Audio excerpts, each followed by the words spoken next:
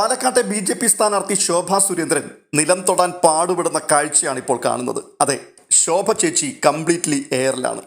നല്ല ഭംഗിയായി വടിവത്ത വർത്തമാനം പറയുവാൻ സാമർഥ്യമുള്ള ശോഭ ചേച്ചി പറഞ്ഞു വന്ന കൂട്ടത്തിൽ അറിയാതെയാണെങ്കിലും ഒടുവിൽ പൈസ കൊടുത്തു എന്നങ്ങ് സമ്മതിച്ചു. പൈസ കൊടുത്തു, പക്ഷേ അത് ആ പെൺകുട്ടി തൻ്റെ വല്യമ്മച്ചിക്കാണ് കൊടുത്തത്. അല്ല, ഈ മഹാരാഷ്ട്രയിൽ നിന്ന് വന്ന സിനി സജീവൻ എങ്ങനെയാണാവോ പാലക്കാട്ടെ പാവം പിടിച്ച അമ്മ വലിയമ്മച്ചിയായത്? ഈ പറയുമ്പോൾ അല്പം ആലോചിച്ചൊക്കെ പറയണ്ടേ ശോഭേച്ചി? നിങ്ങൾ എന്താണ് ചിന്തിച്ചത്? കേരളത്തിലെ ജനങ്ങൾ നിങ്ങൾ പറയുന്നതെല്ലാം തൊണ്ട തൊടാതെ വിഴുങ്ങുവാൻ നിങ്ങളെപ്പോലെയുള്ള ആൾക്കാരാണെന്നാണോ? ശോഭേച്ചി പറഞ്ഞു വെച്ചത് ആ സ്ത്രീ തൻ്റെ വലിയമ്മച്ചിക്ക് പൈസ കൊടുത്തു എന്നാണ്. എന്നാൽ ഇതൊന്നും അറിയാതെ അപ്പുറത്ത് കൊച്ചുമകൻ അതിനു മുൻപ് നടത്തിയ പ്രസ്താവന അത് പെൻഷൻ കിട്ടിയ പൈസയായിരുന്നു എന്നുള്ളതാണ്. പെൻഷൻ കിട്ടിയ തുക എങ്ങനെയാണാവോ 5000 മാറിയത്? സാധാരണ 2 മാസത്തെ പെൻഷൻ 4000 പക്ഷേ അമ്മച്ചിയുടെ കയ്യിൽ 5000 ഉണ്ടെന്നുള്ളതാണ് കണക്ക്. പെൻഷൻ കിട്ടിയ പൈസയും മടക്കി കയ്യിൽ വെച്ചുകൊണ്ട് രാവിലെ വെയിൽ കായുവാൻ അമ്മച്ചി പോയി വാതുക്കൽ ഇരുന്നു എന്നുള്ള കാര്യവും വിശ്വസിക്കുവാൻ ഇത്തിരി ബുദ്ധിമുട്ടുള്ളതാണ്. ഇതിനിടയിൽ ശോഭ ചേച്ചി അടുത്തൊരു ഡയലോഗ് കൂടി കടിച്ചു. അങ്ങനെ ഒരു സ്ത്രീയെ എനിക്കറിയില്ല, എൻ്റെ കൂടെ ഇങ്ങനെ ഒരു സ്ത്രീ വന്നിട്ടുമില്ല. എന്നാൽ തൊട്ടടുത്ത നിമിഷം വീണ്ടും ശോഭേച്ചി പറഞ്ഞു, അങ്ങനെ ഒരു സ്ത്രീ ഉണ്ടായിരുന്നതേ ഇല്ല, അത് എൻ്റെ നിഴൽ മാത്രമായിരുന്നുവെന്ന്. കേരള സമൂഹം ഇപ്പോൾ ചോദിക്കുന്നത്, മുല്ലപ്പൂ വെച്ച വെളുത്ത ചുരിദാറിട്ട നിഴൽ അതെങ്ങനെയാണാവോ ഉണ്ടാവുക? അങ്ങനെ ഒരു സ്ത്രീയെ എനിക്കറിയില്ല എന്ന് പറഞ്ഞു വായിൽ നാക്കിട്ടില്ല. അതിനു മുൻപ് തന്നെ അടുത്ത ദൃശ്യങ്ങൾ വന്നു. ശോഭ ചേച്ചിയുടെ കാറിന്റെ പിൻസീറ്റിലിരിക്കുന്നു പണം കൈമാറിയ സ്ത്രീ.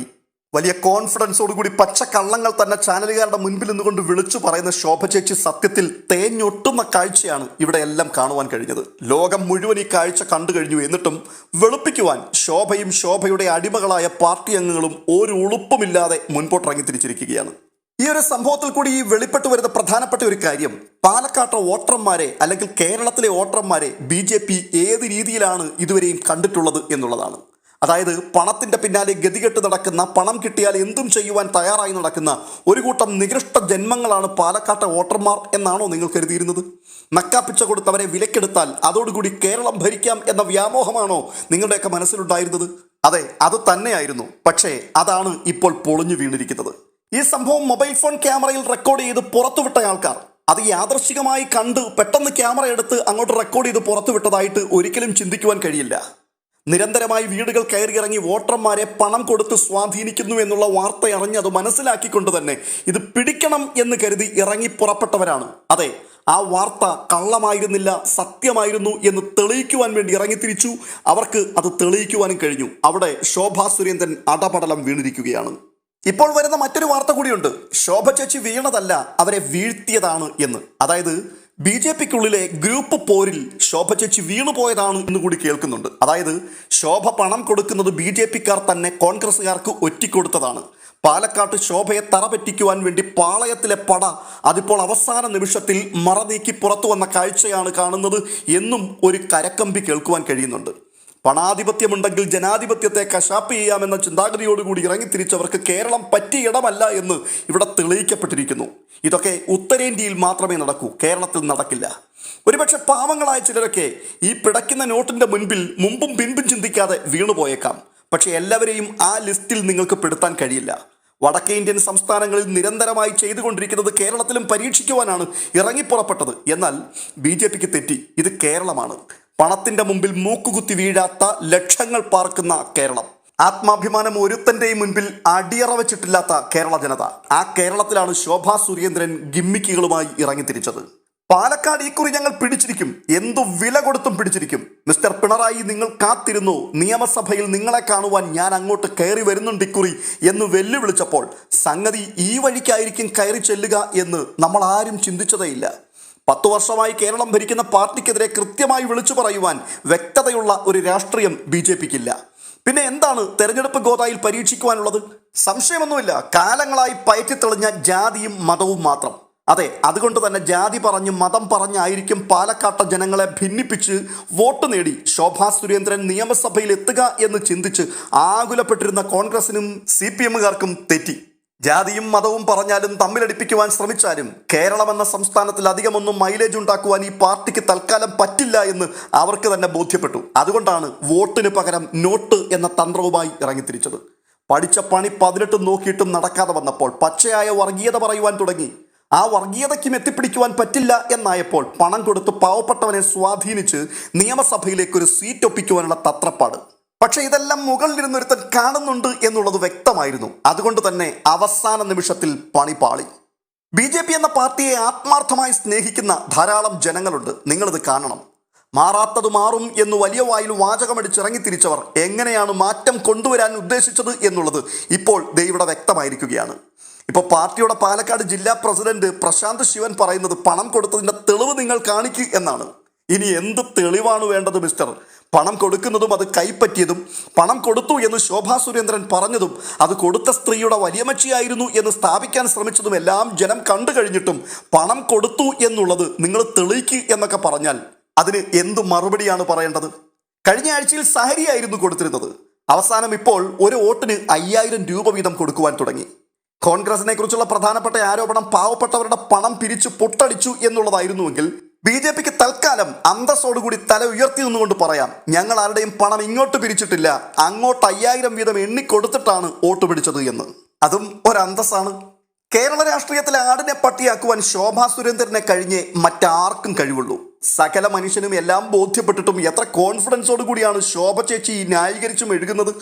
ഒടുവിലായി ഈ മൊബൈൽ ദൃശ്യങ്ങൾ ഫോണിൽ പകർത്തിയ പയ്യനെതിരെ ഗുരുതരമായ ആരോപണവുമായിട്ടാണ് ഇപ്പോൾ ചേച്ചി രംഗത്ത് വന്നിരിക്കുന്നത്. അതായത്, അവൻ്റെ അമ്മയുടെ പ്രായമുള്ള സ്ത്രീയാണ് ഞാൻ, എൻ്റെ മുൻപിൽ നിന്നുകൊണ്ട് 3 പ്രാവശ്യം വിരലുകൾ കൊണ്ട് അവൻ എന്നെ അശ്ലീല ആംഗ്യം കാണിച്ചുവെന്ന്. ഇതൊക്കെ ആർക്കാണ് ചേച്ചി വിശ്വസിക്കാൻ കഴിയുക? BJPക്കാരുടെ വാഹനങ്ങൾ നിരനിരയായി കിടക്കുകയാണ്. വലിയൊരു കൂട്ടം ജനങ്ങൾ ഈ സംഭവ സ്ഥലത്തേക്ക് കൂടിക്കൊണ്ടിരിക്കുന്നു. വാക്കേറ്റം നടക്കുന്നു. ഇതിനിടയിൽ 5ഓ 6ഓ വരുന്ന കോൺഗ്രസ്സുകാരുടെ കൂട്ടം, അതും പാലക്കാട്ടെ സ്ഥാനാർത്ഥിയുടെ മുഖത്ത് നോക്കി അശ്ലീല ചേഷ്ടകൾ നടത്തി എന്ന് പറഞ്ഞാൽ എങ്ങനെ അത് വിശ്വസിക്കാൻ കഴിയും? പക്ഷേ വിശ്വസിച്ചേ പറ്റൂ. ശോഭേച്ചി പറയുന്നത് അതിൻ്റെ വീഡിയോ ദൃശ്യങ്ങൾ തൻ്റെ കയ്യിൽ താൻ സൂക്ഷിച്ചിട്ടുണ്ടെന്നാണ്. അങ്ങനെയാണെങ്കിൽ എന്തിനാണ് ചേച്ചി അത് പുറത്തുവിടുവാൻ മടിക്കുന്നത്? ഇവിടെ പ്രധാനപ്പെട്ട ഒരു ചോദ്യം, നിങ്ങൾക്കെതിരെ വിരലുകൾ കൊണ്ട് ലൈംഗിക ചേഷ്ടകൾ അയാൾ കാണിച്ചിട്ടുണ്ടെങ്കിൽ എന്തുകൊണ്ടാണ് ആ സമയത്ത് ഒരു കുഞ്ഞു വാക്കുകൊണ്ട് പോലും നിങ്ങൾ അവനെ ചോദ്യം ചെയ്യാതിരുന്നത്? ഇനിയിപ്പോൾ അങ്ങനെ സംഭവിച്ചിട്ടുണ്ടെങ്കിൽ തന്നെ നിങ്ങൾക്കെതിരെ ഇത്രയും ഗുരുതരമായ ഒരു ആരോപണം ഉന്നയിച്ച ഒരു വ്യക്തിക്കെതിരെ, അല്ലെങ്കിൽ നിങ്ങളുടെ പാലക്കാട്ടെ മണ്ഡലത്തിലെ വിധിയെ തന്നെ അട്ടിമറിക്കുവാൻ കഴിയുന്ന വീഡിയോ ദൃശ്യങ്ങൾ പകർത്തിയ വ്യക്തിക്കെതിരെ നിങ്ങളുടെ കയ്യിൽ ഒരു തുറുപ്പ് ചീട്ടുണ്ടെങ്കിൽ, അതും ലൈംഗിക വിക്രിയകൾ കാട്ടി എന്നുള്ളതിൻ്റെ തെളിവ് അതുള്ളപ്പോൾ എന്തുകൊണ്ടാണ് നിങ്ങളത് പുറത്തുവിടുവാൻ മടിക്കുന്നത്? അല്ല, അങ്ങനെ ഒരു സംഭവം നടന്നിട്ടുണ്ടെങ്കിൽ, അതിൻ്റെ ദൃശ്യങ്ങൾ ഉണ്ടെങ്കിൽ അത് ആര് പുറത്തുവിടില്ല എന്ന് തീരുമാനിച്ചാലും ശോഭാ സുരേന്ദ്രൻ അങ്ങനെ തീരുമാനിക്കില്ല. അങ്ങനെയൊന്നും ഉണ്ടായിരുന്നുവെങ്കിൽ ശോഭാ സുരേന്ദ്രൻ നിമിഷ നേരം കൊണ്ട് ആ വീഡിയോ ക്ലിപ്പുകൾ എയറിലാക്കിയനെ. കള്ളങ്ങൾ മാത്രം പറഞ്ഞ് പാലക്കാട്ടെ വോട്ടർമാരെ തെറ്റിദ്ധരിപ്പിക്കുവാൻ നിങ്ങൾക്കിനി കഴിയില്ല. നിങ്ങളുടെ കള്ളത്തരങ്ങൾ മുഴുവനും കൂടെ പൊളിച്ചടുക്കിയിരിക്കുകയാണ്. ഈ സംഗതി ചോദ്യം ചെയ്തപ്പോൾ ശോഭ ചേച്ചിയുടെ പെരുമാറ്റങ്ങളും സംസാര രീതികളുമൊക്കെ എത്ര പേർ കാര്യമായി ശ്രദ്ധിച്ചു? ആ ചെക്കനോട് അവൻ്റെ കരണം അടിച്ച് പൊട്ടിക്കും എന്നൊക്കെ വലിയ ധാർഷ്ട്യത്തോടെ വിളിച്ചു പറയുകയാണ്. നിങ്ങൾ പാലക്കാട്ടെ ഒരു സ്ഥാനാർത്ഥിയാണ്. ഒരു സ്ഥാനാർത്ഥിയായി നിൽക്കുന്ന വ്യക്തിക്ക് ഒരു പ്രശ്നത്തെ എങ്ങനെ കൈകാര്യം ചെയ്യണം, ഒരാരോപണം ഉന്നയിക്കുന്ന വ്യക്തിക്കെതിരെ എങ്ങനെ പ്രതികരിക്കണം എന്ന് പോലും അറിയില്ല എങ്കിൽ നിങ്ങൾ പാലക്കാട്ട് വിജയിച്ച് നിയമസഭയിലെത്തിയാൽ അതോടെ നിങ്ങൾക്കെതിരെ നിൽക്കുന്ന പാർട്ടിക്കാരുടെയൊക്കെ അണികൾക്ക് ജീവിക്കാൻ പറ്റാത്ത അവസ്ഥയുണ്ടാകുമല്ലോ. പാലക്കാട്ട് അധികാരമില്ല, MLA ആയിട്ടുമില്ല. അതിനു മുൻപ് തന്നെ ന്യായം പറയുകയും ആരോപണം ഉന്നയിക്കുകയും ചെയ്യുന്ന വ്യക്തിയെ കായികമായി നേരിടുവാനാണ് നിങ്ങൾ ശ്രമിക്കുന്നതെങ്കിൽ അധികാരം കയ്യിൽ കിട്ടിയാൽ പിന്നെ എന്തായിരിക്കും അവരുടെയൊക്കെ അവസ്ഥ? ഇതുകൊണ്ട് തന്നെയാണ് BJP എന്ന പാർട്ടിയെ ഒരിക്കലും കേരള നിയമസഭ കാണിക്കരുത് എന്ന് കേരളത്തിലെ ജനങ്ങൾ ആവർത്തിച്ചാവർത്തിച്ച് വിളിച്ചു പറയുന്നത്. ഭയമാണ് ഈ പാർട്ടിയെ. നിങ്ങളൊക്കെ ജയിച്ചു കയറിയാൽ, നിങ്ങളൊക്കെ അധികാരികളായി മാറിയാൽ പിന്നെ ഇവിടെ എതിർ ശബ്ദങ്ങൾ ഒന്നും ഉണ്ടാകുവാൻ നിങ്ങൾ സമ്മതിക്കില്ല. അങ്ങനെ എതിർക്കുവാൻ ശ്രമിക്കുന്നവൻ്റെ കരണമടിച്ചു പൊട്ടിക്കുകയോ അവനെ ഇല്ലാതെയാക്കുകയോ ചെയ്യുവാൻ നിങ്ങൾക്ക് മടിയില്ല എന്നുള്ള കാര്യം നിങ്ങൾ പരസ്യമായി ലോകത്തോട് വിളിച്ചു പറയുകയാണ്. ആവേശം മൂത്ത ഒരു പാർട്ടി മെമ്പർ മറ്റൊരു വ്യക്തിയുടെ മുഖത്ത് നോക്കി നിന്നെ ഞാൻ അങ്ങനെ ചെയ്യും ഇങ്ങനെ ചെയ്യും എന്നൊക്കെ പറയുന്നത് കേട്ടാൽ അത് ആ സമയത്തെ വികാരം കൊണ്ടാണെന്ന് വേണമെങ്കിൽ നമുക്കങ്ങ് പറഞ്ഞുവിടാം. പക്ഷേ പാലക്കാട് ജില്ലയിൽ നിന്നും മത്സരിക്കുന്ന ഒരു സ്ഥാനാർത്ഥി തന്നെ ഇറങ്ങിച്ചെന്ന് ഒരുത്തൻ്റെ മുഖത്ത് നോക്കി നിന്റെ കരണമടിച്ച് ഞാൻ പൊട്ടിക്കും എന്നൊക്കെ പറഞ്ഞാൽ എന്തൊരു ധാർഷ്ട്യമാണ്, എന്തൊരു അഹങ്കാരമാണ്. അങ്ങനെ ഒരു വ്യക്തി ആ ജില്ലയിൽ ജയിച്ചു വന്നാൽ സാധാരണക്കാരൻ്റെ അവസ്ഥ, അല്ലെങ്കിൽ എതിരഭിപ്രായം പറയുന്നവൻ്റെ അവസ്ഥ എന്തായിരിക്കും? എന്തായാലും കൂടുതലൊന്നും പറയുന്നില്ല. ഇത്രയൊക്കെ സംഭവിച്ചിട്ടും നമ്മുടെ തിരഞ്ഞെടുപ്പ് സംവിധാനം അത് നോക്കുകുത്തിയായി ഇപ്പോഴും നിൽക്കുകയാണ്. ശോഭാ സുരേന്ദ്രനും കൂടെയുള്ളവരും പറയുന്നത് പൈസ വാങ്ങി എന്ന് വല്യമ്മ സമ്മതിച്ചിട്ടില്ല, പൈസ കൊടുത്തു എന്ന് BJPയും സമ്മതിച്ചിട്ടില്ല.